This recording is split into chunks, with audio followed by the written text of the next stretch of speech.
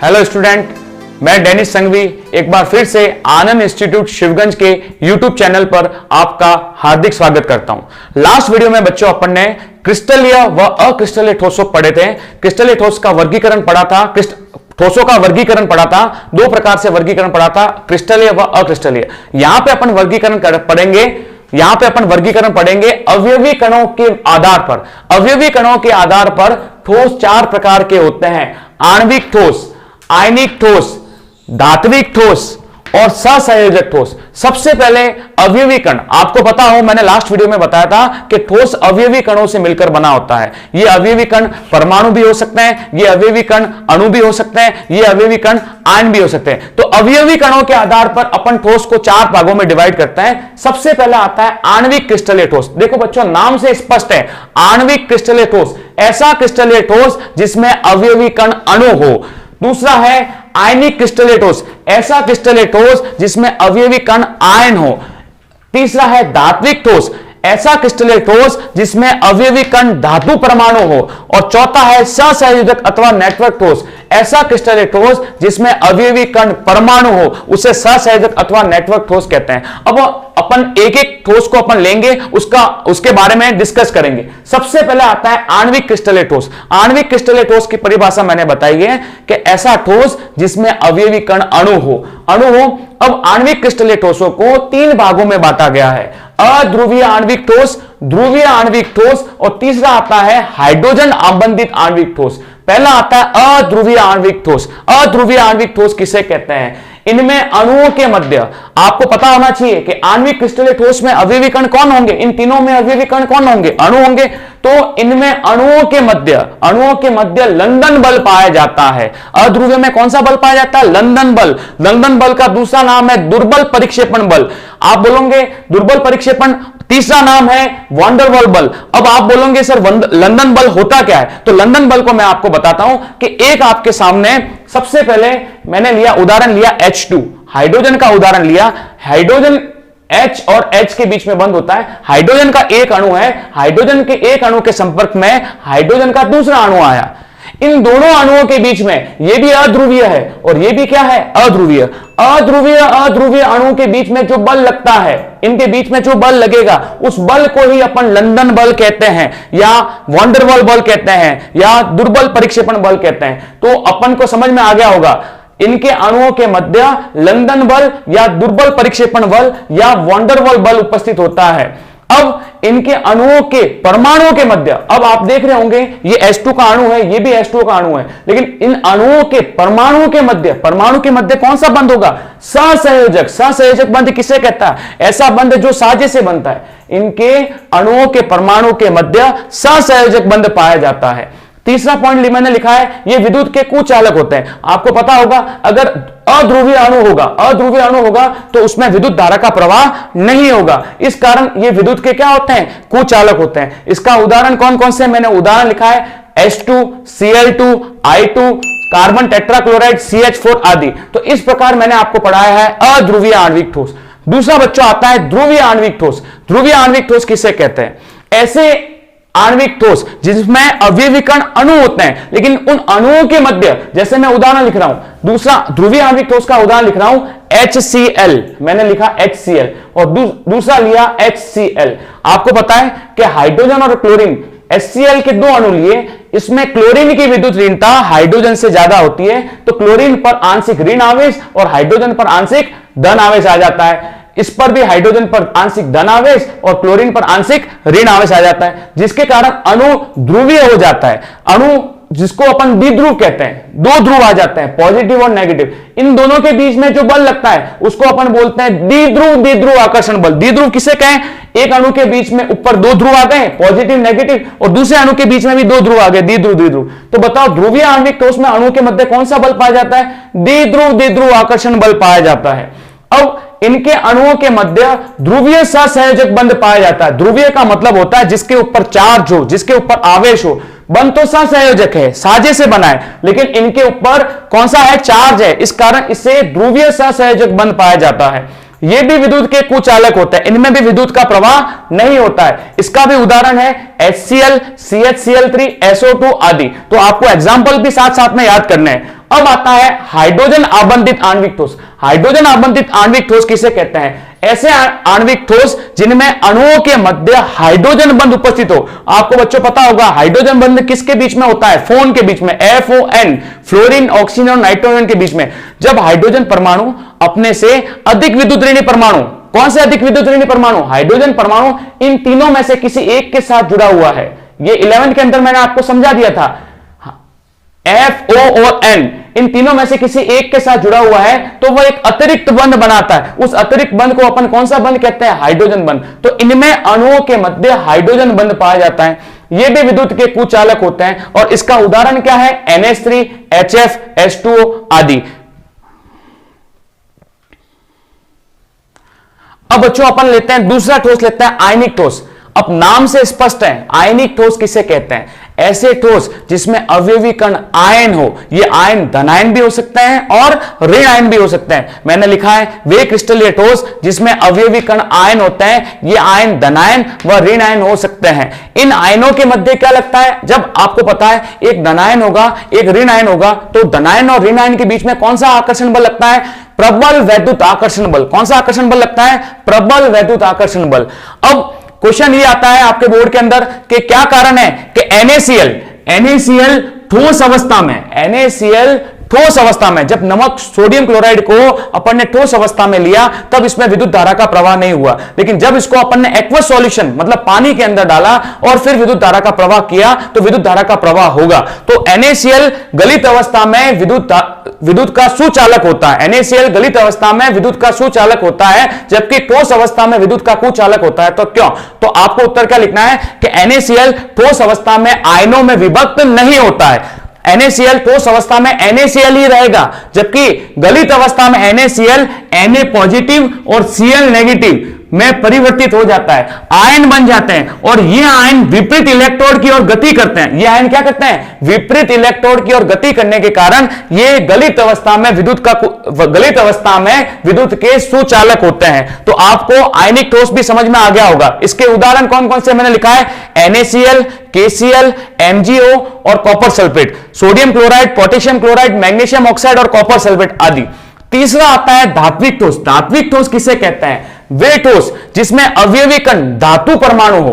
कौन हो बेटा? धातु परमाणु कौन कौन होते हैं? कॉपर, Fe, Ag, इनमें ये परमाणु है। इनमें अवयवी कण कौन होते हैं? परमाणु। अभी तक जो अपन ने पढ़ा, पहले में पढ़ा अणु वाले पढ़े थे, दूसरे में पढ़े थे आयन वाले, और तीसरे में अपन पढ़ रहे हैं अवयवी कण धातु परमाणु हो। केवल धातु परमाणु हो उसको अपन, इनके मध्य कौन सा बंध पाया जाता है? धात्विक बंध पाया जाता है। जब धातु परमाणु होगा तो उनके मध्य कौन सा बंध पाया जाता है? धात्विक बंध। दूसरी प्रॉपर्टी मैंने इसकी ये लिखाई है, दूसरी विशेषता ये लिखाई है कि ये आघात वर्धनीय होते हैं। आघात वर्धनीय का मतलब धातु को अपन चोट पहुंचा सकते हैं। आघात वर्धनीय मतलब चोट पहुंचाने की क्षमता अपन रखते हैं। मुक्त इलेक्ट्रॉन, अब आपको पता है कि कोई भी धातु होगा वो उसके अंदर मुक्त इलेक्ट्रॉन होते हैं। मुक्त इलेक्ट्रॉन के कारण ये विद्युत के कुचालक होते हैं। इसके उदाहरण में लिखा है कॉपर, आयरन और सिल्वर। ये आपको मैंने बताया धात्विक ठोस के बारे में। लास्ट जो ठोस आता है जो इंपॉर्टेंट है, बोर्ड में भी आता रहता है, सहसंयोजक अथवा नेटवर्क ठोस। सहसंयोजक अथवा नेटवर्क ठोस किसे कहते हैं बच्चों? तो सब जने ध्यान रखना कि ऐसे ठोस जिसमें अवयवी कण परमाणु हो और इन परमाणुओं के मध्य सहसंयोजक बंध उपस्थित हो। कौन सा बंध उपस्थित हो? सहसंयोजक बंध पाया जाता है, उसे अपन सहसंयोजक अथवा नेटवर्क ठोस कहते हैं। ये परमाणु आपस में जुड़कर, ये परमाणु जब आपस में जुड़ते हैं, कौन से बंध द्वारा जुड़ते हैं? सहसंयोजक बंध द्वारा जुड़ते हैं। तो जब ये परमाणु आपस में जुड़ते हैं, एक दूसरे से जुड़ते हैं, तो एक नेटवर्क का मतलब एक जाल बना देते हैं, नेटवर्क बना देते हैं। इस कारण इन्हें नेटवर्क ठोस भी कहा जाता है। ये भी कठोर व विद्युत के कुचालक होते हैं। अब इनके परमाणु आपस में जुड़कर एक नेटवर्क बना देते हैं। नेटवर्क का मतलब आपको पता है कि जब ये परमाणु आपस में सहसंयोजक बंध द्वारा जुड़ते हैं तो सहसंयोजक बंध द्वारा जुड़कर एक जाल सा बना देते हैं। जाल को अपन यहां पे बोलेंगे नेटवर्क बना देते हैं। तीसरा पॉइंट मैंने लिखा है ये कठोर व विद्युत के कुचालक होते हैं। ये कठोर भी होते हैं और विद्युत के कुचालक। इसका सिंपल सा एग्जांपल लेता हूं मैं। डायमंड, हीरा होता है, वो कठोर भी होता है और विद्युत का कुचालक भी होता है। हीरे में आपको पता होना चाहिए कि हीरे में एक कार्बन परमाणु 4 कार्बन परमाणु के साथ जुड़ा हुआ होता है। निकटवर्ती कितने कार्बन परमाणु के साथ जुड़ा हुआ होता है? 4 कार्बन परमाणु के साथ जुड़कर ये वापस कार्बन परमाणु निकटवर्ती 4 कार्बन परमाणु से जुड़े हुए होते हैं। इस प्रकार ये आपस में मिलकर एक जाल बना देते हैं। इस कारण इनको नेटवर्क या सहसंयोजक ठोस कहा जाता है। लेकिन ग्रेफाइट इसका अपवाद है। ग्रेफाइट है इस सहसंयोजक अथवा नेटवर्क ठोस का अपवाद है, क्योंकि ग्रेफाइट मुलायम भी होता है। जैसे पेंसिल की नोक वो ग्रेफाइट होता है, वो मुलायम भी होती है और विद्युत का सुचालक भी होता है। क्यों? क्योंकि ग्रेफाइट में एक कार्बन परमाणु निकटवर्ती 3 कार्बन परमाणु से ही जुड़ा हुआ होता है। एक कार्बन परमाणु कितने कार्बन परमाणु से? 3 कार्बन परमाणु से। तथा इनमें परतीय संरचना पाई जाती है, परत पाई जाती है। आप जब पेंसिल की नोक को छीलते हो तो परत निकलती, ग्रेफाइट के अंदर से परत निकलती है। तो ये परतीय संरचना होने के कारण तथा इनमें मुक्त इलेक्ट्रॉन, क्योंकि कार्बन की संयोजकता आपको बच्चों पता होता है कि 4 होती है, लेकिन ग्रेफाइट में एक कार्बन परमाणु 3 से ही जुड़ा हुआ है। एक इलेक्ट्रॉन, एक मुक्त इलेक्ट्रॉन पाया जाता है। यह मुक्त इलेक्ट्रॉन दूसरी परतों के मध्य गति करता है। दूसरी परतों के मध्य क्या करता है? गति करता है। मुक्त इलेक्ट्रॉन जब गति करेगा तो यह विद्युत का क्या होता है? सुचालक होता है। इसका उदाहरण मैंने लिखा है हीरा, ग्रेफाइट और सिलिकॉन कार्बाइड। अब बोर्ड के अंदर क्वेश्चन यह आया कि क्या कारण है कि हीरा विद्युत का कुचालक जबकि ग्रेफाइट विद्युत का सुचालक है, जबकि दोनों नेटवर्क सॉलिड है, नेटवर्क ठोस है। ऐसा क्यों? क्योंकि आप लिखोगे कि हीरे में एक कार्बन परमाणु 4 कार्बन परमाणु से जुड़कर एक संकुल यौगिक, एक नेटवर्क सॉलिड बनाता है, जबकि ग्रेफाइट में एक कार्बन परमाणु 3 कार्बन परमाणु से जुड़कर एक परतीय संरचना बनाते हैं तथा एक कार्बन परमाणु में एक मुक्त इलेक्ट्रॉन पाया जाता है। मुक्त इलेक्ट्रॉन पाए जाने के कारण ग्रेफाइट विद्युत का सुचालक होता है। तो ये आपको आंसर लिखना है। तो बच्चों एक बार अपन वापस रिवीजन कर लेते हैं। अवयवी कणों के आधार पर वर्गीकरण। अवयवी कणों के आधार पर ठोस 4 प्रकार के होते हैं: आणविक ठोस, आयनिक ठोस, धात्विक ठोस और सहसंयोजक अथवा नेटवर्क ठोस। आणविक ठोस किसे कहते हैं? जिसमें अवयवी कण अणु हो। आयनिक ठोस किससे कहते हैं? जिसमें अवयवी कण आयन हो। धात्विक ठोस किससे कहते हैं? जिसमें अवयवी कण धातु परमाणु हो।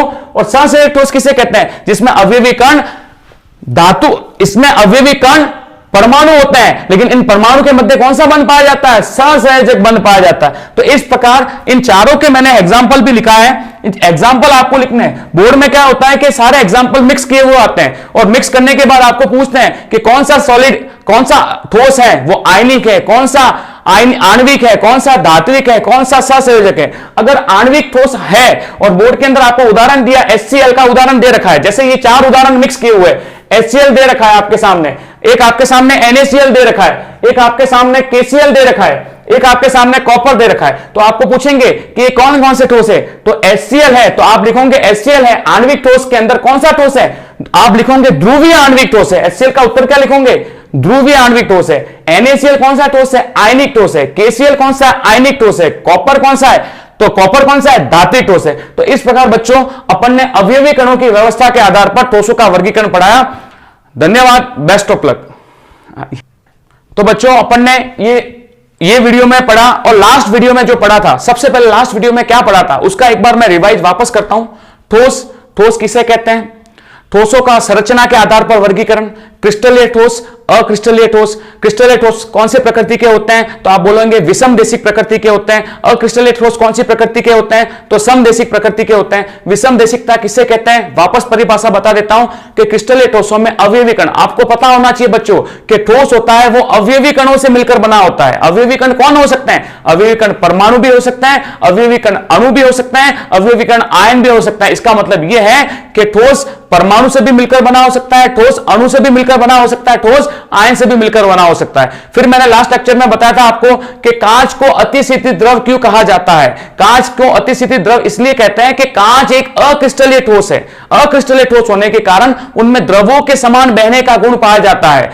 अक्रिस्टलीय ठोस होते हैं वो आभासी ठोस होते हैं और क्रिस्टलीय ठोस होते हैं वो वास्तविक ठोस होते हैं। क्रिस्टलीय ठोसों में विदलन गुण प्रदर्शित करते हैं। विदलन गुण का मतलब ये होता है जब क्रिस्टलीय ठोसों को अगर किसी तेज धार वाले औजार से काटते हैं तो पुरानी सतह और नई सतह दोनों एक समान प्राप्त हो तो वो विदलन गुण प्रदर्शित, उसका मतलब होता है विदलन गुण। और अगर पुरानी सतह और नई सतह असमान प्राप्त हो तो वो विदलन गुण प्रदर्शित नहीं करता है। इस प्रकार आज इस वीडियो में अपन ने पढ़ा कि अवयवी कणों के आधार पर ठोसों का वर्गीकरण। अवयवी कणों के आधार पर ठोस 4 प्रकार के होते हैं: आणविक ठोस। आणविक ठोस के अंदर भी अपन ने 3 प्रकार का बताया। अध्रुवीय आणविक ठोस किसे कहते हैं? बताओ, अध्रुवीय आणविक ठोसों में अवयवी कणों के मध्य कौन सा बल पाया जाता है? तो आप बोलोगे लंदन बल। लंदन बल किसे कहते हैं? लंदन बल, जैसे मैंने आपको वापस एग्जांपल देता हूं, जैसे क्लोरीन का एक अणु है और क्लोरीन का दूसरा अणु है, दोनों अणु हैं, ये दोनों अणुओं के ऊपर आवेश नहीं है। क्यों? क्योंकि दोनों की विद्युत ऋणता समान है। इन दोनों अणुओं के बीच में जो बल लगेगा उसको अपन कहेंगे लंदन बल। कौन सा बल कहेंगे? लंदन बल। ध्रुवीय सहसंयोजक ठोस किसे कहते हैं? ध्रुवीय आणविक क्रिस्टलीय ठोस किसे कहते हैं? तो इनके अणुओं के मध्य कौन सा बल पाया जाता है? द्विध्रुव आकर्षण बल पाया जाता है। हाइड्रोजन आबंधित आणविक ठोस किसे कहते हैं? जिसमें अणुओं के मध्य कौन सा बल पाया जाता है? हाइड्रोजन बंध पाया जाता है। तो इन तीनों के एग्जाम्पल बोर्ड के अंदर, जैसे इन तीनों के एग्जाम्पल भी मिक्स करके आ जाए तो आपको बताना है कि अध्रुवीय आणविक ठोस कौन सा है, ध्रुवीय आणविक ठोस कौन सा है और हाइड्रोजन आबंधित आणविक ठोस कौन सा है। फिर मैंने बताया आयनिक ठोस। आयनिक ठोस मैंने क्वेश्चन डाला है कि ठोस अवस्था में विद्युत का कुचालक होता है आयनिक ठोस और गलित अवस्था में विद्युत का सुचालक होता है। क्योंकि आयनिक ठोसों में आपको पता होना चाहिए कि ठोस अवस्था में वो आयनों में वियोजित नहीं होता है, जबकि गलित अवस्था में आयनों में वियोजित हो जाने के कारण आयन विपरीत इलेक्ट्रॉन की ओर गति करते हैं। इस कारण ये गलित अवस्था में विद्युत के सुचालक होते हैं। इसके एग्जाम्पल भी मैंने बताया। फिर मैंने बताया धात्विक ठोस। धात्विक ठोस किसे कहते हैं? जिसमें अवयवी कण धातु परमाणु हो। कौन हो बेटा? धातु परमाणु। और इनमें कौन सा? धातु परमाणु के बीच में हमेशा कौन सा बंध पाया जाता है? धात्विक बंध पाया जाता है। और ये कौन होते हैं? आघात वर्धनीय। आघात वर्धनीय का मतलब जिसके ऊपर अपन चोट मार सकते हैं। ये भी विद्युत के सुचालक होते हैं। क्यों विद्युत के सुचालक होते हैं? क्योंकि धातु परमाणु में मुक्त इलेक्ट्रॉन पाया जाता है। अब लास्ट जो ठोस बचा है अपना सहसंयोजक अथवा नेटवर्क ठोस। सहसंयोजक अथवा नेटवर्क ठोस किसे कहते हैं? वे क्रिस्टलीय ठोस जिसमें अवयवी कण कौन हो? परमाणु हो। अवयवी कण कौन हो? परमाणु हो। और इनके परमाणु के मध्य कौन सा बल पाया जाता है? सहसंयोजक बंध पाया जाता है। और ये सहसंयोजक बंध पाए जाने के कारण ये आपस में जुड़कर, ये परमाणु आपस में जुड़कर एक नेटवर्क बना देते हैं। नेटवर्क का मतलब एक जाल सा बना देते हैं। इस कारण इन्हें नेटवर्क ठोस भी कहा जाता है। ये कठोर व विद्युत के कुचालक होते हैं। लेकिन इसका अपवाद मैंने बताया है। ये होते तो कठोर और विद्युत के कुचालक, लेकिन इसका अपवाद कौन है बेटा? ग्रेफाइट। ग्रेफाइट इसका अपवाद है क्योंकि ग्रेफाइट मुलायम भी होता है और विद्युत का सुचालक होता है। तो आपको ये अपवाद मैंने बता दिया। फिर बोर्ड का ये नेक्स्ट क्वेश्चन है, क्या कारण है कि हीरा विद्युत का कुचालक जबकि ग्रेफाइट विद्युत का सुचालक? तो आप लिखोगे कि हीरे की संरचना में एक कार्बन परमाणु निकटवर्ती 4 कार्बन परमाणु के साथ सहसंयोजक बंध जुड़कर एक नेटवर्क बना देता है, जबकि ग्रेफाइट में एक कार्बन परमाणु निकटवर्ती 3 कार्बन परमाणु से जुड़ा हुआ होता है, जबकि इसमें एक मुक्त इलेक्ट्रॉन पाया जाता है तथा ग्रेफाइट में परतीय संरचना पाई जाती है। परतीय संरचना होने के कारण वो मुक्त इलेक्ट्रॉन परतों के बीच में गति करता है। इस कारण ग्रेफाइट विद्युत का सुचालक होता है। ग्रेफाइट विद्युत का सुचालक, इस कारण ग्रेफाइट विद्युत का सुचालक होता है। तो बच्चों नेक्स्ट वीडियो में अपन, ये पूरा हो गया। अब नेक्स्ट वीडियो में अपन क्रिस्टल जालक तथा एकक कोष्टिका के बारे में पढ़ेंगे। जय हिंद, वंदे मातरम।